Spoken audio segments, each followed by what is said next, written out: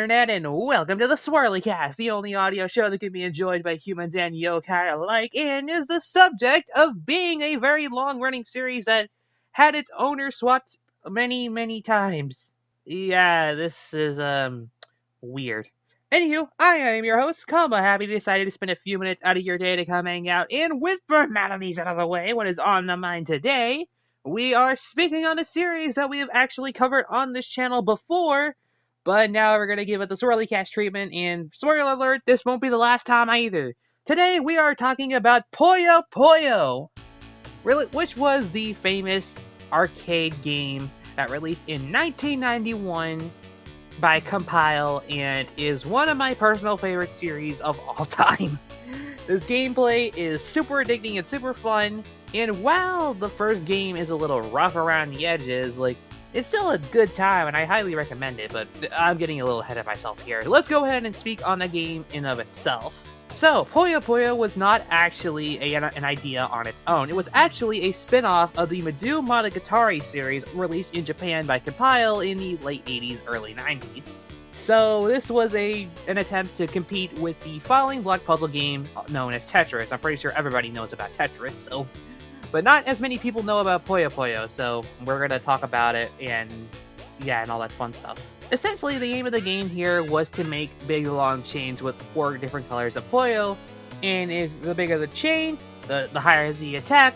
We've covered this before. It's very simple, but it's difficult to master.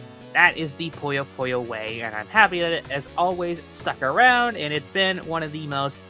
It's been simple, but it's been fun. That's why I like Puyo Puyo a lot. And that's kind of what makes this first game work.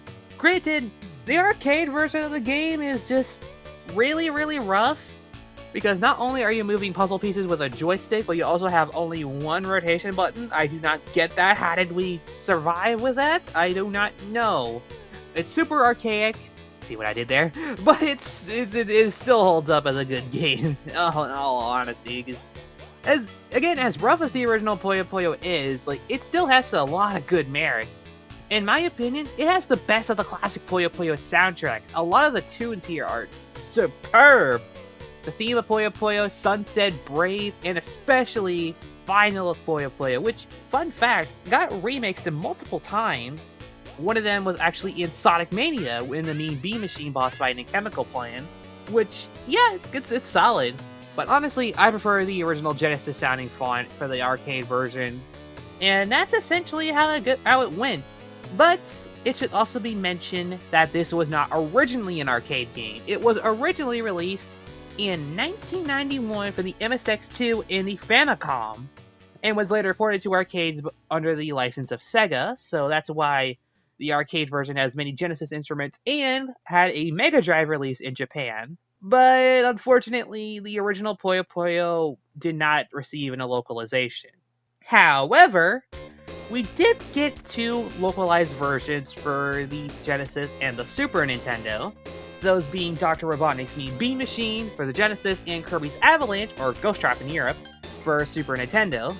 These games are like Puyo Puyo. They have the same gameplay, but they do not feature any of the characters from Puyo Puyo, so can you really call them a part of the series? I'd say so, but they're really weird and slotted in, and it's just kind of whatever. The series, though, in all honesty, is just super fascinating to learn about. There's so much lore, there's so many good, cool characters, and it's just so good. And the gameplay is super addicting too, so no matter what version of the game you're playing, you're still gonna have a decent enough time at the very least. And then they made it better at Puyo Puyo Su! Puyo Su is the game that was released in the arcades in 1994, of course for the arcades under the license of Sega, and oh man, if you thought that Puyo 1 was super good, then you're not ready for 2, or Su. Because this introduces a system which completely changed the game forever and actually made Puyo Puyo a household name in Japan, and opened up so much competitive lore that I am super thankful that this feature exists in the second game. One word: offsets.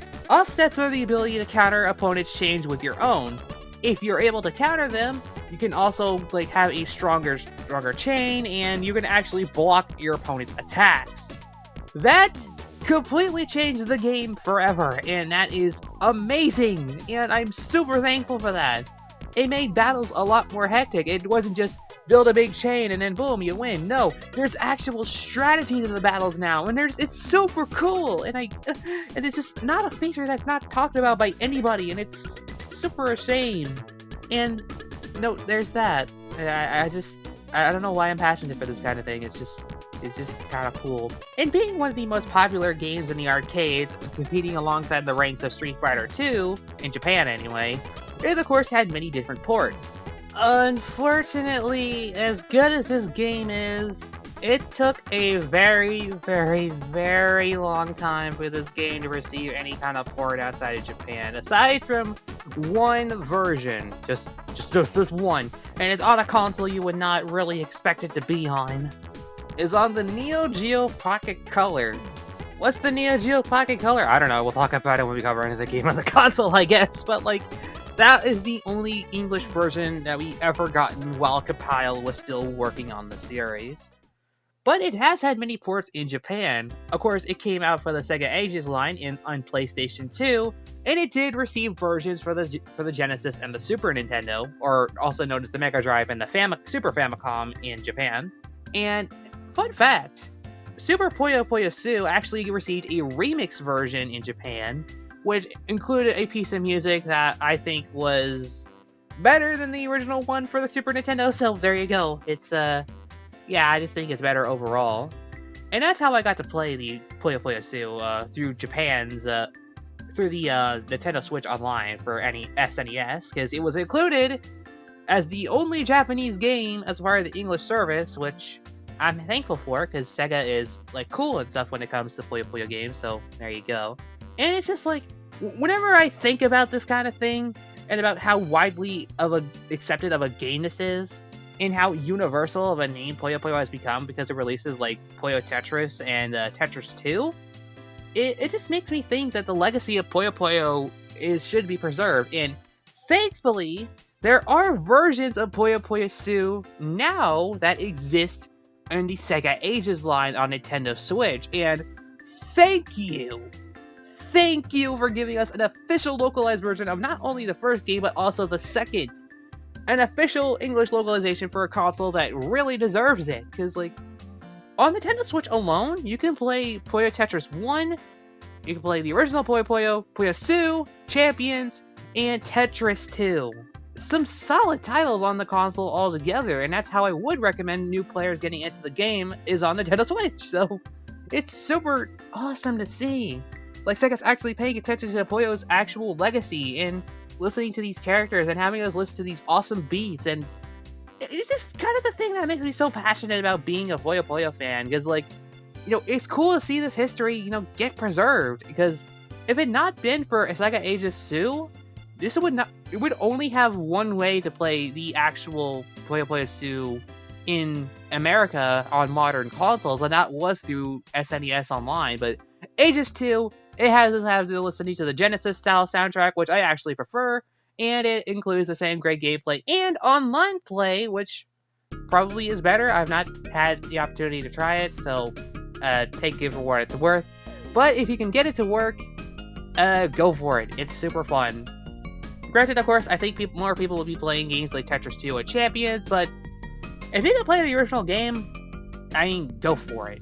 And that's what Puyo Puyo is to me in general, just cool. It's so fun, it's super addicting, and spoiler alert, this will not be the last time we speak on this series on the show, so get ready for that.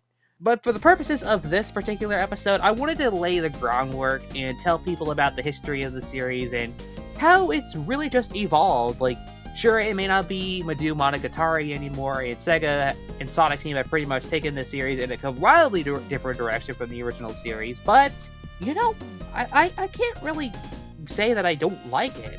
I like the original games, and I like the twangy Genesis sound font as much as the next guy. It's just, and I do appreciate where Sega is going, and, you know, there's just so much to enjoy in these classic games, and again, I'm very thankful that history is being preserved one way or another. But with that, I think that's all the time we have for now. So, this has been Koma, and my friends, fellow viewers, and camaraderies alike. Thank you for tuning into this episode of the SwirlyCast. Until next time, bye-bye! Remember that one port of Puyo Puyo from the arcade that had a really bad translation? Sylvana tripped and died.